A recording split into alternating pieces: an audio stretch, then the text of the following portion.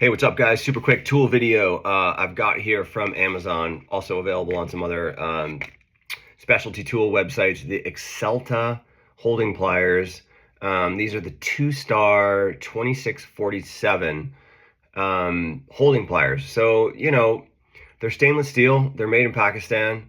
Excelta is a brand that's been around a really long time. Personally, I've never used them, so I was really curious to get my hands on at least some of their pliers. This is one of their lower end ones. And, the battle for like the $20 player is pretty fierce, especially for permanent jewelry. And these things, at least on paper, kind of fit the bill because I love their, the tip dimensions, right? It's kind of that workhorse middle ground. It's small, but not so small where if you had to use something a little thicker gauge, 21, 22, they're not like 26 only type pliers. So if you guys know me, you know that like I love these Tronics, what are they, 723s? The profile on these pliers is super similar. They're machined almost identically when you talk about like tip width and how the thickness of the tine sort of graduates up, so you can kind of grip something that's a little thicker, a little deeper in the plier and get good torque on it.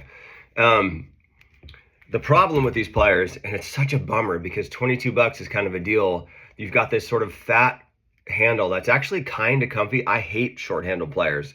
I don't even have that big of hands, but like no 3 or 4 inch plier, it just feels good in the hand because it just sort of hits that like middle of your palm and digs in right there. It's just super uncomfortable. And the problem with this, on the little spring that, makes the plier sort of open automatically, it's a super thick gauge steel they use compared to, you can see like what Tronics uses and other manufacturers, it's a very thin gauge, which means you get a much lighter, sort of easier spring in your hand.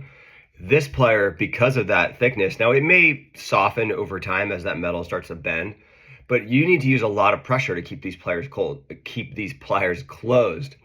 And that is like a absolute deal breaker for me, because we are, in this industry, we are dealing with very small things. Okay, right? You don't want to have like a lot of tension on this. Now, some people are going to say, hey, that actually serves the purpose, right? If you have to put more tension on it, it doesn't allow you to grip things quite as tightly, right? But you can grip them confidently.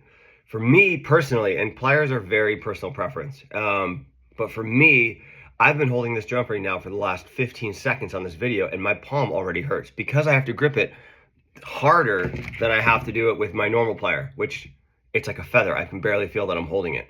You know what I mean? It's hard to explain, but unfortunately, guys, I'd pass on this one, hard pass.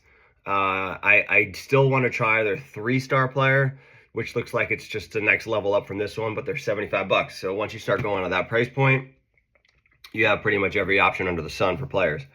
All right, hope you enjoyed this video. If you have these pliers and you love them, let me know in the comments. If not, peace and love. Happy welding.